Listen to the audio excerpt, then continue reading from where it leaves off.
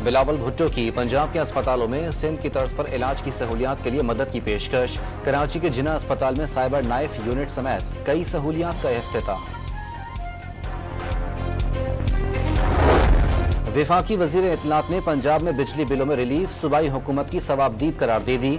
सिंध को भी पैरवी का मशवरा। सईद गनी ने पंजाब में सस्ती बिजली के ऐलान को सियासी दिखावा करार दे दिया। इश्तिहारात पर अरबों रुपए खर्च किए जाने का भी दावा। सरकारी इदारों के निजकारी का अमल तेज करने के लिए फंड्स मंजूर। वफाकी काबीना ने निजकारी कमीशन के लिए 8 अरब 17 करोड़ रुपए बजट की मंजूरी दी। और बांग्लादेश के खिलाफ पहले टेस्ट के लिए पाकिस्तानी प्लेइंग 11 का ऐलान। शान मसूद कप्तान और सऊद शकील नायब कप्तान होंगे।